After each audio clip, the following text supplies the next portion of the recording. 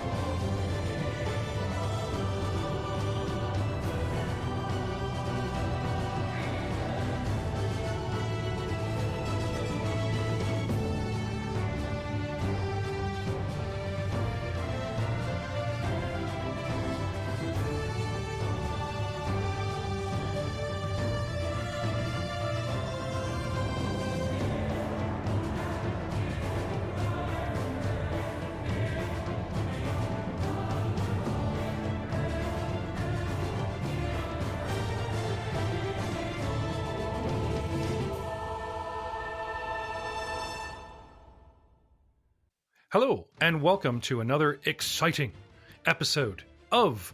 Which episode is it? Well, if you don't count the prologue, which took us forever, but it's worth it. I'm telling you, if you're listening to this now, if this is the first or second thing you've listened to, you gotta go back. You have to learn character backstories of these Cavaliers. Does it work in a dungeon? Do they work in Parlay? Did they use any skills? Did they overuse the Aid Another? The only way to answer that is listen to Season 0. But now it's Season 1, Episode 2.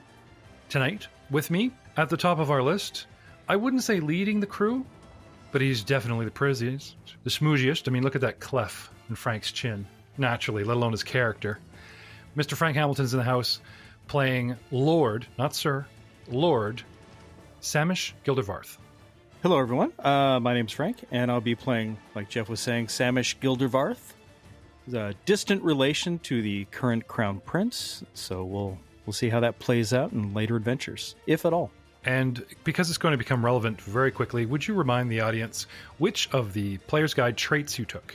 All right, looking through the Player's Guide, I chose, see here, Noble Scion. Child of Opera? And Child of Opera. So the... Child of Opera. Yeah, the Child of Opera actually gives me a tie to a noble family in Taldor. And then as does the feat Noble Scion, so I figured I would double down to kind of strengthen the connection to the Stetvian family. Just to show that while he is related to the Crown Prince, it's a distant, like, third cousin, second removed on his father's, sister's, brother's, uncle's side. Moving down the line, an instant fan favorite, supporting cast, which may become a little bit more serious as he goes. We have Mr. Matt Witt playing... Sir Winston the Portly. Are you that portly? I thought you wanted to diet. Well, he's not as portly, so he's shaved off a few pounds in the previous adventure. He's down from 100 pounds to 90 pounds, and I'm certain that his life on the road is going to require several stops in towns to have things tailored. When you said last episode you lost 10 pounds, I was like, that's funny, Karen makes you lose 10 pounds. And then I thought, wait a minute, halflings like average at 30 pounds, and right. You're 90 pounds. I'm this 90 wolf pounds now. Freaking hates you. Yes. Hates you. Yes. That's why I have to have a cart. It is Barclay, your mount, not you, that is enjoying the trait of athletic champion, I believe. Yes, of course. Well, I get the trait, but he's the real athlete. He's the real trait. We'll yeah. throw you off of the trainer. I mean, I'm sure that my extra mass centers his or takes his center of gravity and brings it up a bit, so he's able to probably do some more fancy maneuvers, manipulating the excess weight, which is maybe why he's better at the barrel race than the average mount. Sounds good. Moving down the line. Large, in charge, screaming tactics, whether you listen to them or not. we have Ryan Messina in the house playing recently knighted Sir Bartholomew, the half-orc from the Dunneldagen made-up military family. Yeah, it's your opinion that it's made up. We feel we're quite established. We're just going to look over that little besmirching on the history there that delegitimizes us as a noble family and consider the fact that we were right and that it doesn't impeach on our history. Alluding to the trait you took of the disgraced noble. It literally says in print, Daddy yelled at Maxilar, the guy that commands the entire Taldarian army. Your family stood by him, but it has besmirched your name. You chose it. You're besmirched. Thank you from switching from the one Frank had. And last, but not least, our fly samurai, Mr. J. Tamlin, is playing a name I can't pronounce, so we nicknamed him Leon. Oh, you did so well last time. I'm Jay. I'm playing Akihiko, and I am the young reformer of the group, and I feel like I can relate to that feeling. Hanging out with a bunch of old Generation Xers, are you? Well, my young millennial, why did I bother mentioning this? Why didn't this slowly come out in story? They hit you up for this bang out of the gate, and it's relevant. So thank you for that quick introspection. We spent a lot of time recapping last episode, so tonight let's jump right in. I believe we left off. The parlor, the famous, it's kind of a private joke. It's not us lacking on lore. We just find it funny, so we left it in. The noble, the nameless noble, who just loves the fact that the cool kids this month are hanging out in his little parlor pad. The guy owns several. And I direct your attention to the map. And upon this map, as it were, I'm telling you that we're going to go right into Canal Row, which is right here, where all the nice fancy townhouses and, you know, some decent places are.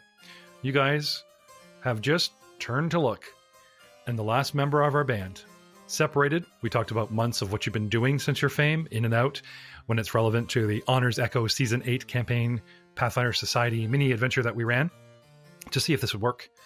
Leon has arrived, gentlemen. All smiles. A little bit of conversation. A decision to head out the door. To head somewhere because you were all given notes. You were summoned by Lady Martella Lothede herself, an up-and-coming noble, a prominent noble of the Lothede family, known for its wizards. She, a little bit of a scandal worked in there, half Kadiran, from an affair, and not overly magical herself. You're not surprised that you all carry said note. Echoes of Honor, again, shameless plug, will cover the events in the next half hour. We are going to skip them because they're not relevant to this campaign directly.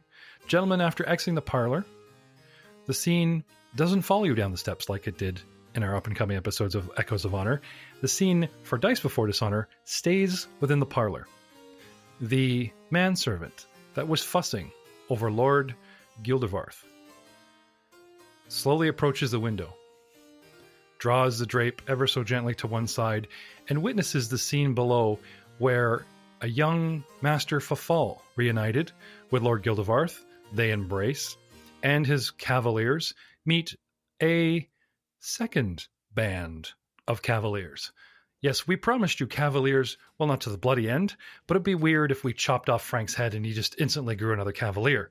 So, promising you as many Cavalierish type party jammed together as long as we can, we have an auxiliary crew on standing by, where we'll meet them in Echoes of Honor, because they have their own adventure on this very day to fulfill. And do we foresee death? We shall see. Gentlemen, after riding with them, conversing with them, and finally arriving in your destination, deep, deep in the city, a tucked away little pastry shop.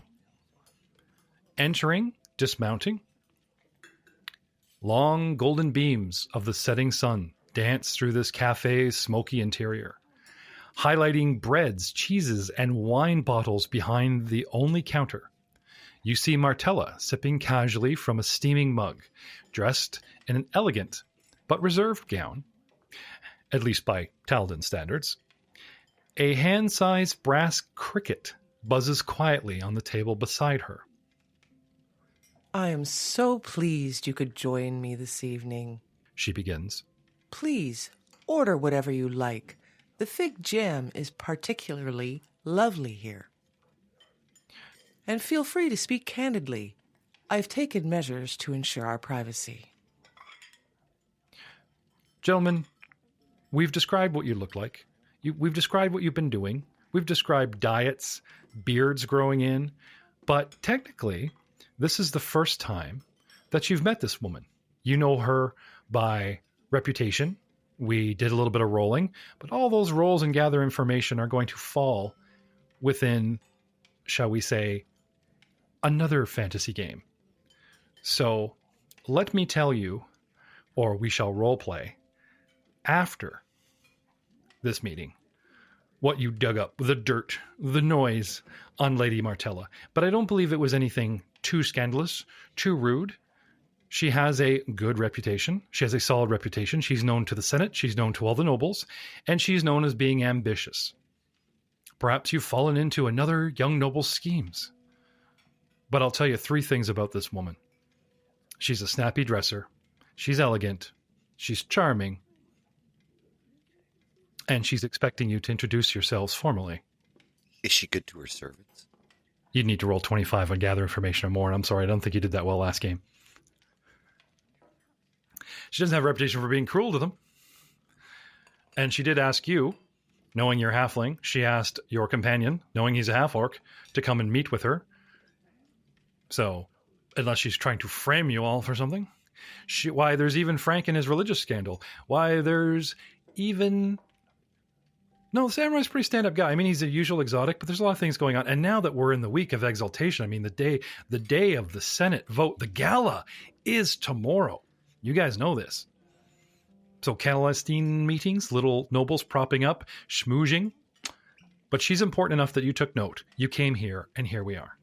So, gentlemen, having the floor, whom strides forward? Who will take the first chance? Who presumes to lead this group? All eyes turn to Lord Gildervarth.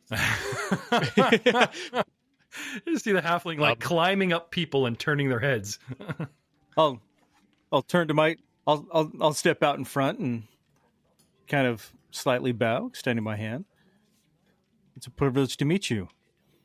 I'm Lord Samish Gildervarth, Lord of Blackwater, thrice removed from the House Stedvian, Knight and Cavalier of the Order of the Sword. She raises her hand and withdraws her glove, as she is not opposed to personal contact and maybe even the appropriate peck on said wrist or fingers. I will, gently clasp it in my own and kiss her hand as, kind of the classic. Charmed, my lord. Your reputation precedes you. Next up, following with protocol, being directly related to the Vinmark family, our samurai steps forward. Lady Lothide, it is a pleasure to make your acquaintance. Do you just introduce yourself stiffly, or do we get a bow? He doesn't. No. Didn't think so. He does bow. He doesn't take her hand. But he does bow.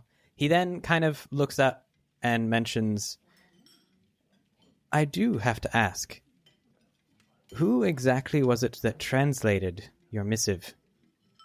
They may need to take a refresher. She smiles, and she says, the devil, as they say, is in the details. But we'll get to that in a moment. It is a pleasure and an honor, she says, questioning, trying out the, what might suit meeting someone such as yourself, to meet you, young Lord Vinmark. The honor is mine as well. Next, she politely turns her chin and gazes over to the large half-orc, deciding for you that he's next in line of importance.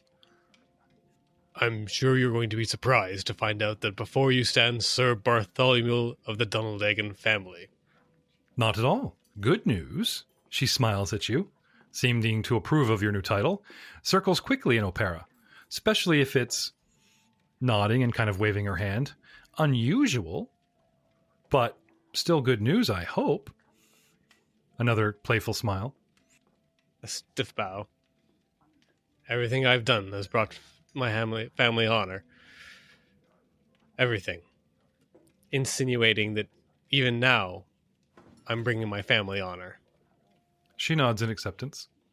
And lastly, turning her gaze to a man who thought he had a moment to wander over and inspect said counter of cheeses, suddenly realizing he's up. Turning around, fingers still stuck in mouth. Your words ring true, my lady. This fig jam is delightful. Sir Winston of the Paw. Pleasure to be of acquaintance. And he bows as low as he can without falling forward. All right. She returns the glove to her hand, extends it to shake yours, but, fig jam is rather sticky. Hence, she was wearing the gloves in the first place. I don't think she wants to ban them. But she does extend her hand to you. I'll bow even lower and say, I could never be so presumptuous, my lady. Oh, now, Sir Winston and Sir Bartholomew. I don't mean to make you uncomfortable, but now that you're deserving of certain etiquette, I'm actually rather proud to, shall we say, school you, on what you might expect from the ladies? A broad grin breaking her face. Gentlemen, I suppose you're busy. Please, sit. And she sort of makes a grand gesture of, I'm ready to be served now, towards the counter. And the guy comes over, takes your orders. We go through the recommendation, what's good here, that type of thing. I'm assuming Winston is loading up a crumpet with fig jam, like the lady said. Absolutely. They have good fare, whether it's light, fluffy, pastry, a decent ale to go with it. But I don't think anyone will be displeased with the afternoon grub and treats that you guys are served. Not to mention, they bring in extra interesting and exotic things here because it is Exaltation Week. Do not forget. So things that you can only get this time of year are on display and on sale or marked up because they know everyone will pay top dollar. Ooh, espresso time. The half-orc discovers enriched coffee. Is this a good thing for the podcast? I don't know. Coffee. You're just riding along. Java. Really good. No. I'll have another. The brass cricket. Now, I'm going to take a quick moment here, and I'm going to... Now, I know this doesn't play well for the podcast, but since we are doing a little bit of a video here, and you guys do need to see this stuff, I'm going to do a quick little bit where I'm going to show you a few things, okay? First, I'm going to show you whom you are speaking with. So not only are we going to pop this up on my virtual background, which you would get to enjoy if you enter our $5 tier at Patreon or more. A little bit of video action, not every week, not every episode, but it's certainly a way to sort of set the meter to zero to see what you're looking at, see if it meshed with your imaginations, and get bonus content, extra content, a lot of stuff we do release for free, but the Patreon guys always get it early, or will. All you have to do is subscribe. Now, as I was saying, Lady Martella Lothede, as I shall just, to make this easy, we'll just bring her up here on the main screen. Dun, dun, dun, dun. You see this? Oh, yeah. Oh, They have two pictures of her. And in one, she's wearing a dress and her hair is curly. And she seems a little bit more dusky in complexion from the Qadiran side. I really like this picture. This shows a woman that's complex of mind, beauty, and grace. I really like the mauves worked in with a little bit of the orange and that type of thing. And gentlemen, do you notice she carries, not only does she carry two blades, but there's a very interesting... Is that a pistol? May I draw your attention? That's a handle of a something. It looks like a pistol. Not... I know Messina's dying to ask me for knowledge technology or knowledge tactics, but these weapons are, well, they're not wide. They are prevalent in certain parts of the world. There are legendary dwarves that call them handbangers. This one in particular is an unusual weapon. To you, I would assume it would appear like an ornate wand because it is a noble's weapon. So it's not just your pirate-based brass, pistol. This sucker has a very flat box-like barrel that you cannot see because it's in a holster.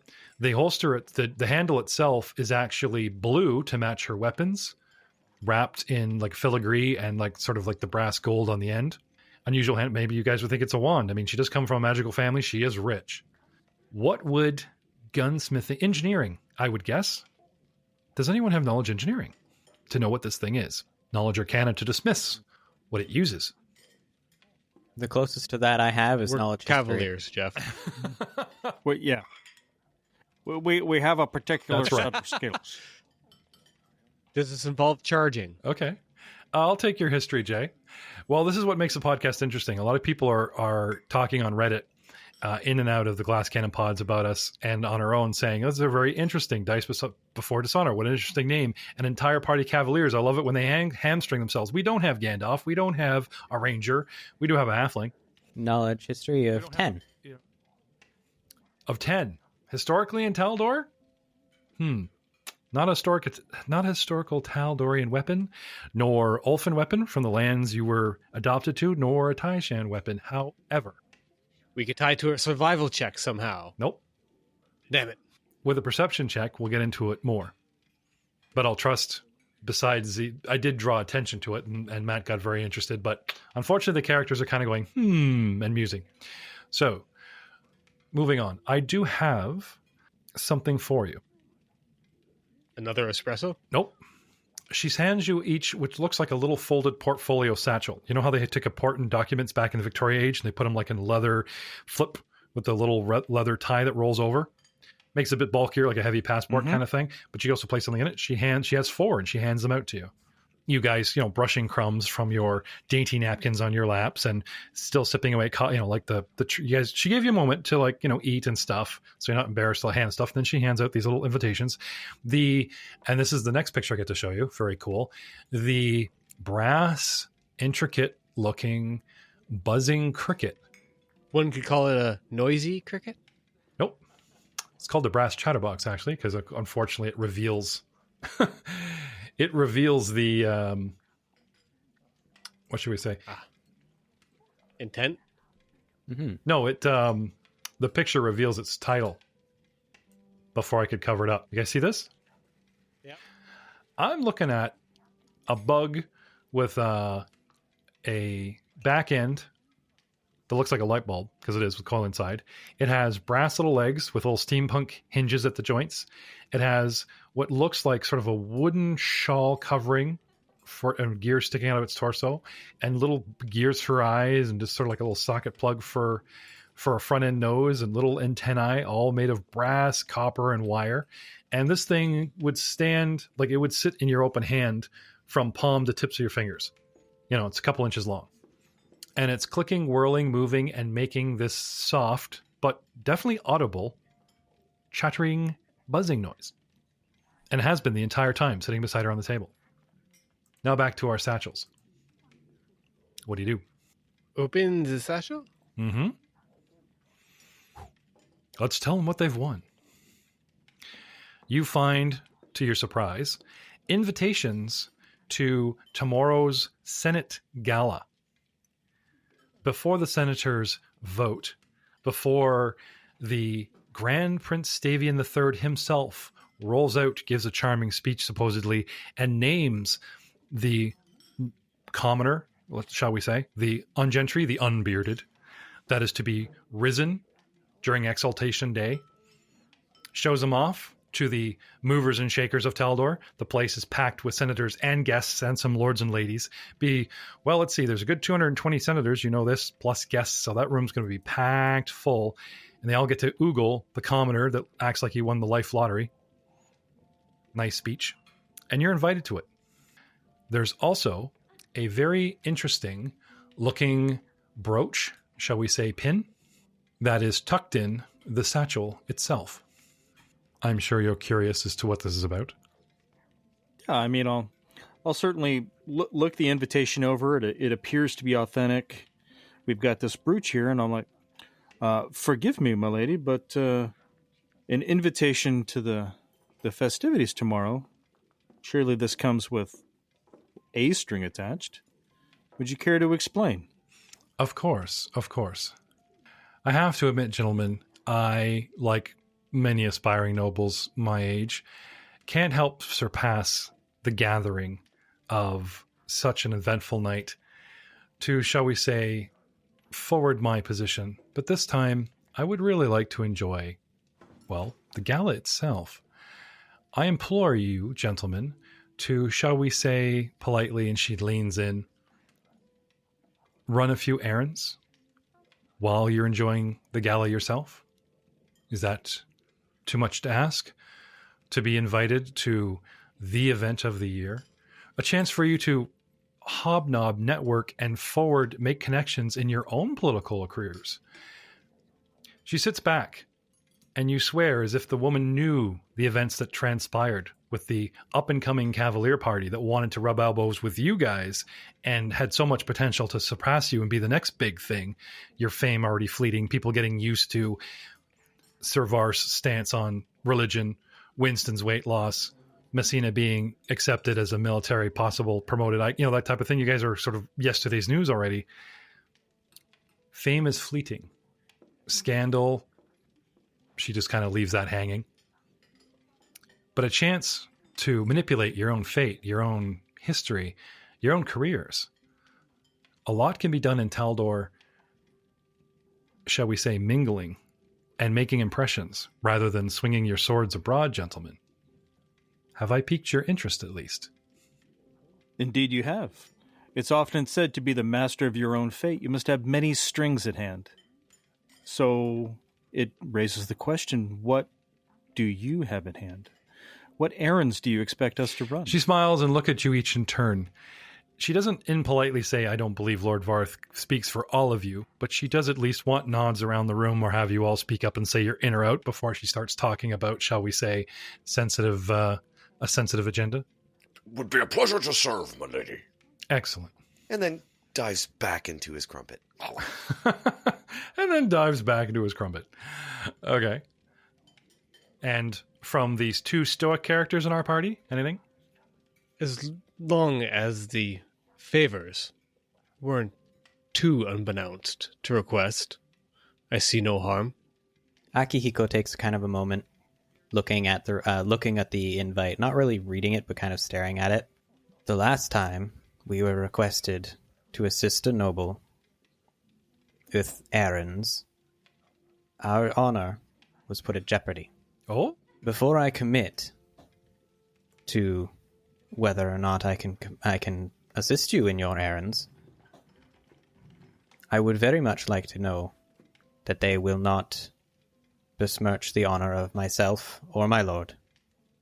Understandable. Shall we say your presence as a Vinmark will be noted, but I don't believe anyone expects you to speak for the Vinmark family, my young lord. You specifically, Akihiko, she says, saying your name carefully, are a bit of an enigma and do not put in, shall we say, a lot of public appearances. You have a chance to make a name for yourself in this instance. Here, let me explain. And she kind of makes motion at the pins. The Senate aid badges, which I have given you, are from a distant family, no longer part of the Senate. It is, shall we say, a custom or a little trick of the nobility in the Senate to use these badges to bring in guests, not necessarily actual senatorial aides. Senators do have aides. They run all sorts of minor missions and a lot of, shall we say, behind-the-scenes work for a senator. These badges identify them to the guards and the other guests.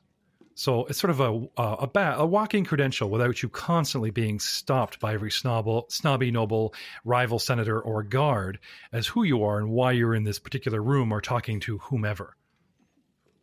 That said, there are those that abuse this privilege, and I should say that any guards that you encounter will probably, at the least a -2, look disfavorably upon you if you try to, shall we say, bluff or diplomatize your way out of a sticky situation. All fourth wall breaking aside, these particular badges belonged to, well, long ago, but not necessarily a forgotten Viltus family. They will act as your sort of passport to keep you in the Senate and to keep you officially there, without necessarily announcing that you're attached to myself. They're magical, gentlemen. You will be able to communicate with me telepathically. Now, I urge you not to abuse this power. Obviously, I'm telling you of the magic first, because if you gentlemen find yourselves spread out or away from me running said errands, then a certain amount of communication or questions is allowable. As for what I want you to do, she looks at each of you in turn. Sir Winston, your reputation as Taldor's canine athletic champion trainer has not escaped my notice. I do need someone who can slip in and out of a crowd quickly, can run from one end of the Senate building to the other, and deliver messages quickly.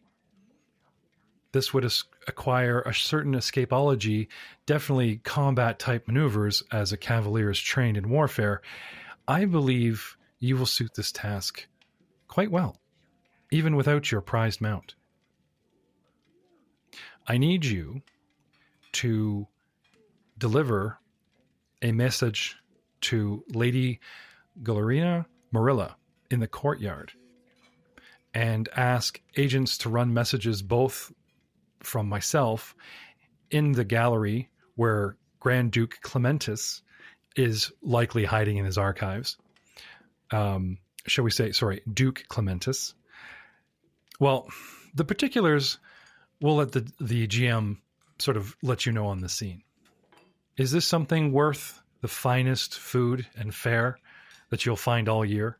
Hobnobbing with rich, famous, powerful people, a chance to elevate yourself and your newt and prove that our princess was not mistaken in elevating a man who is interested perhaps in the country as well as his own people that dot its countryside? Indeed, my lady. I would be honored to carry your missive. Wonderful. And you, Sir Bartholomew. Yes. She leans in. It is unfortunate, the events that have disgraced your name. However, I need a man who has proven himself noble and even of temper, even when rumors could send a man madness and crashing down in a public eye. You have a reputation for taking the high road about town. Due to your race, due to your family's disgrace, and your recent elevation by a princess, I'm sure all affect you deeply. But the fact that you don't show it is of particularly interest to me. And now, I need you to wear a shoe on the other foot. I need you to discredit a few prominent senators who are trying to bring back the primogeniture vote.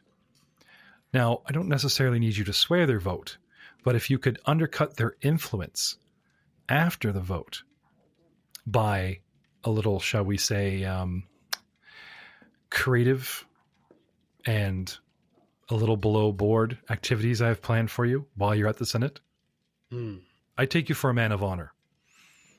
However, even the cleanest house can still have cobwebs and rats. And the best way to purge them is to leave about poison and let their greed in feasting upon it be their own end. Does this interest you? I'll continue to hear you out on this matter. Indeed, we have much to discuss. For you, young Leon, tell me, like Sir Bartholomew, is your honor above sabotage? Some of the senators are too powerful or too stubborn for you to influence their votes directly, no matter how much of the, shall we say, cricket's knees and joints you are. Because I tried bee's knees, but I really couldn't get that to catch on. So I'm going with a different, we're influential people, we nobles, and we try to put the word out there for the commoners to pick up our sayings. Some work, some don't. I've heard they call it trending. Yes. I would like you personally to extract some retribution against some of my more powerful half-brothers who have contributed to the gala a large bottle of rare, 150-year-old, no less, red wine from our family holdings in the Aparos province. Now it's held in the Senate's kitchens. She reaches into her satchel and she pulls out a syringe. Jay, Leon freezes for a moment. A shattered memory comes crashing into your mind. Do you remember Sir Bartholomew standing in the courtyard, staring you in the face, saying, "Leon, you're late. Where's your horse?" You don't. You don't. It's there, but it's almost like you weren't. What you do remember, your eyes upon a syringe, is the memory of a charming lass at the tavern you frequent. Sir Bartholomew raising a mug from across the room in his, shall we say, good on you type of thing, seeing you doing well with said lass, her leaning in, her affections obvious, and a sharp prick, pain in the neck. All a fleeting memory come crashing into you. All a jumble. And then Lady Lothide. Leon. Sorry. I'm sorry. I apologize. I had Have I offended you? A moment of... Confused by your blank and horrid stare at what she holds out to you. I do believe there are members of the nobility that no matter... or that for whom simple words will not sway. I do believe that for the betterment of the nation, there are those whose influence must be lowered. No, she says, bemused the idea that she's trying to make you out to be some kind of poison or assassin. This syringe is sincerely to disguise the penetration of the cork. It contains merely a putrefying agent to render a very expensive wine embarrassingly undrinkable. Oh, I had assumed as such. I did not think you would be having me attack anyone. I cannot quite comprehend why one would wish to sabotage their own family's standing, but I do not see a reason to deny this request. So I believe I can accept this particular task. She makes a very flat face. Perhaps you see the real woman, a child that suffered for being a half-breed. Perhaps the rumors of the Vinmark family treating you like a pet as opposed to a person have been exaggerated. I'm sorry if I offended you, but if you're still interested, and she holds out the syringe for you to take, we'll discuss it in more detail after. When this scene fades, and noticing the shift in the tone and that particular comment, his resolve kind of like solidifies, and he nods, takes it. Now, gentlemen, Lord Varth, there is nothing specifically that I would call upon for a child of Opera, she says, and it actually is a term that circles, a true noble, I was a child of Opera, such as Lord Varth. However, I do know that someone such as yourself could possibly lean in on conversations, shall we say, spy a little for me, or perhaps if you could possibly smuggle in your overly charming manservant, the young lad with the turquoise complexion. Of course. I see how including him with your invitation would be of no slight to me. Getting him in would be up to you, though I assume that if you choose to use your own resource in that young man, that he himself or you will have no problem finding a way. But I'm afraid I only have the 4 badges. As for you, my lord, I need someone to keep tabs on my political rivals and update me if they change their tactics. Obviously, if they try to influence or undermine my influence, they won't do it within line of sight of myself, and I need someone on my side that isn't known to be on my side, if you follow my meaning. Now, the fact that you've all recently been knighted, gentlemen, this would actually not make you my first choice.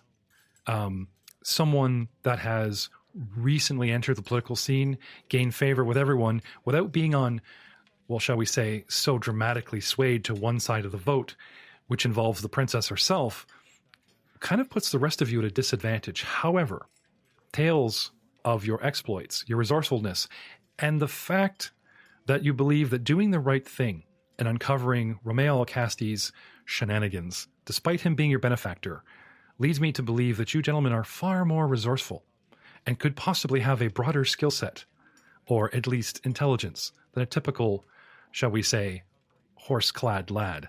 I need you most notably to spy on the high Stratos maxillar Potherius, she says, with a nervous grin instantly to Sir Bartholomew.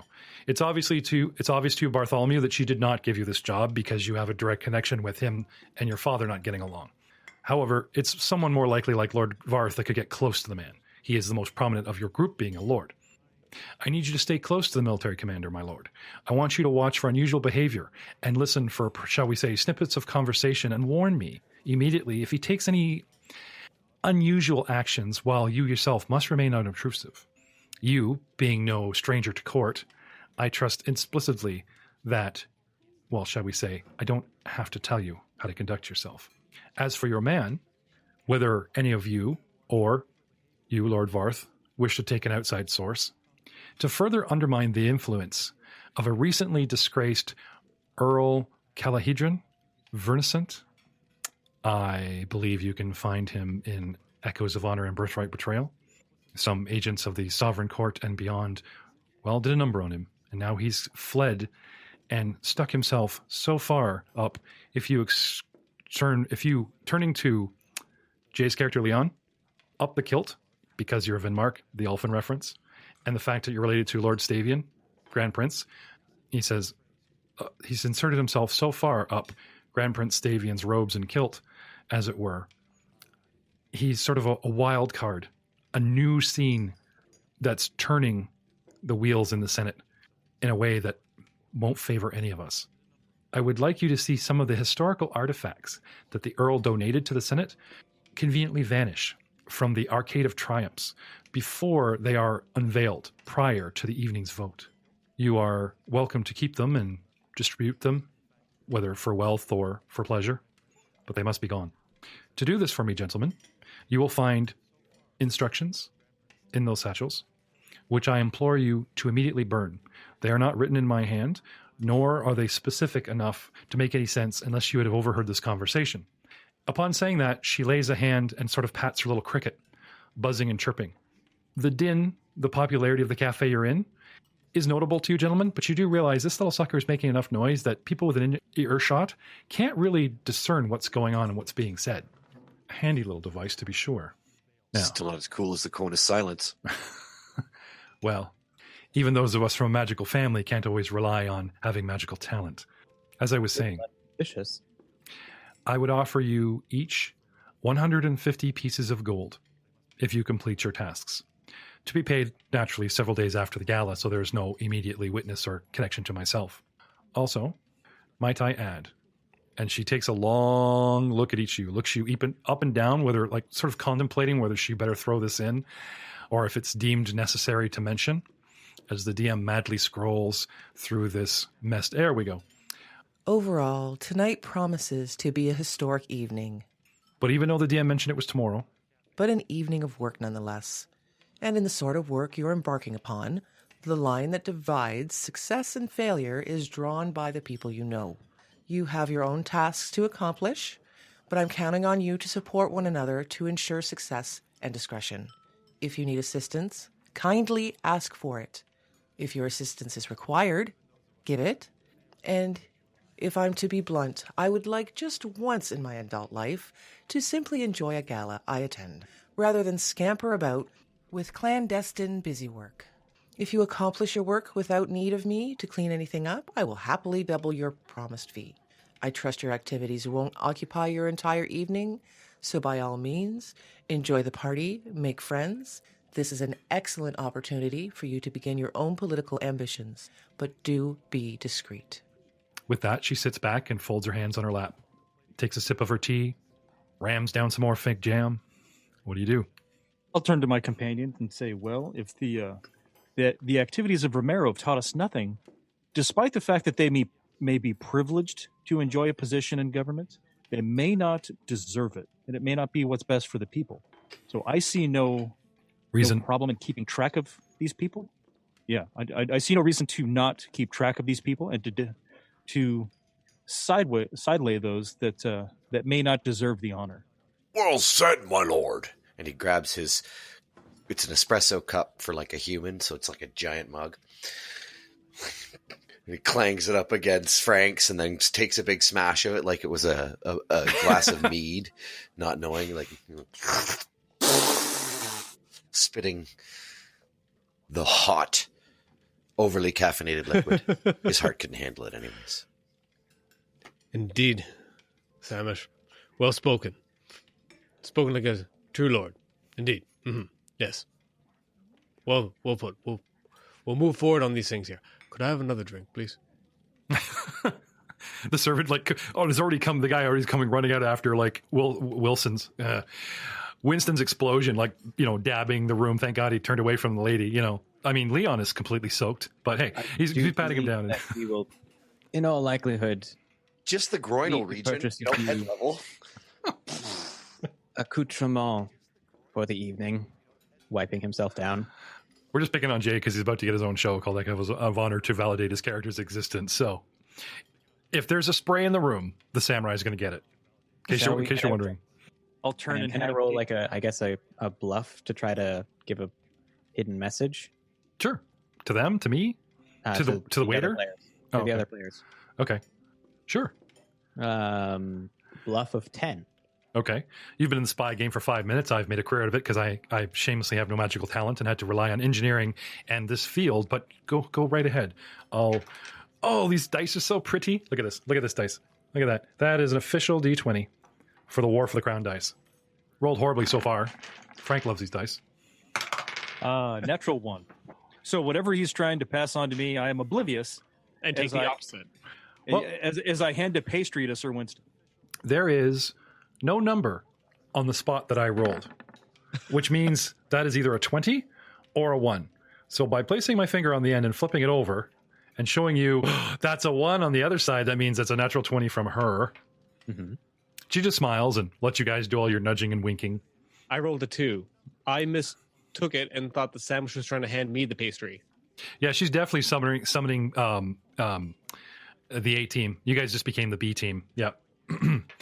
Okay, well, I'm literally saying we should go buy clothing, although I guess no one really got my hidden message. I don't know how Winston did there. Wait, no, 13. Winston. Did I get it? Did I pick up on your signal? I was trying to imply that we should leave so we can chat on our own. Gentlemen. It's the worst idea you've ever had. Winston does not agree. I believe to school you earlier than late, she says. Am I to understand that you do not have the proper courtier's outfit, or of course wouldn't be caught dead in the ones you wore provided by Romeo? You will find forwarded to your estates, as in, a messenger will run you down, 30 gold pieces each. That Ding. Is a credit. So it's a piece of paper saying this is good for 30 gold pieces at my favorite tailor shop. There will be an address, and you may clothe yourself there. If you wish to go even further, they will not have courtiers' outfits ready for you. If you wish to buy the noble's outfit, then you guys can kick in the other 45. Hence, with that 30 credit limit, boom, 75, go full noble. Otherwise, she's provided enough credit at her favorite tailors to... How much is parade armor? Well, this is for a courtier's outfit. So? No, I'm just saying. just so we're clear, you can buy and wear what you want. You guys are allowed to wear a certain type of, certain things. Did we cover that last event? Yeah. On the air? I know there was much talk about some of the items and stuff you guys had, but did we actually cover on the air what you guys are allowed to walk into? Yeah, I think so. It was light armor, no shields, no heavy weapons. No ranged weapons. No ranged weapons, except for my conveniently hidden sling. Well, if you guys can try to smuggle stuff in, that kind of thing. There's also, now this is funny because most DMs would like the people, I bribe the guard or I do this or whatever. This is the type of adventure where bribes, diplomacy, bluff, pick your situation. This stuff all works, but it's not easy. They do make it seem like a logical, cool spy movie. And you guys don't just here's 5 gold. That's more than you make in a year. No, the prices are high. The DCs are interesting depending on who you talk to. And there's always benefits, pluses and penalties depending on who you are, what you are, how you're known, and the list goes on. Even the races and characters and classes that you've chosen to play already set things askew. +1 here, -2 here. and the ball's already rolling. So if you try to, let's just use bribing as an instance. If you like make a big deal out of 5 or 10 gold pieces and he's not going for it, that doesn't mean the guard can't be bribed. That just means you're being cheap. Or you cut the honorable guard, and if you ask twice, you're going to be arrested. They never tell you, but I'm telling you up front, because most players that are used to regular adventures, regular murder hobo circus kind of thing, you really got to think, what would Mission Impossible, James Bond, Austin Powers, The Man from U.N.C.L.E., what would they do? Or how would this scene play out if they were if they were doing what I'm doing? Yeah, no, everything's on the table. I'm telling you, everything's on the table. Even Lady Lothide? What would Samish do? I'm afraid if you want to date important NPCs, you have to play Jade Regent, where they actually have like a romance score and you got to hit it. It's kind of like playing Mass Effect, or when you keep influencing the MP. No, I'm serious.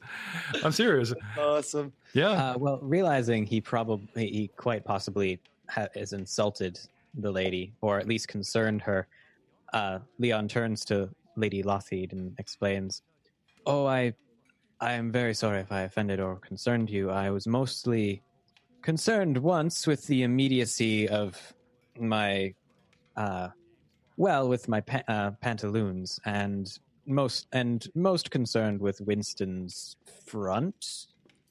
I'm not certain which side is which sometimes." Nudging Winston in the stomach. Okay. The stomach just and my implication being that we should go and perhaps find some fresher attire for the evening.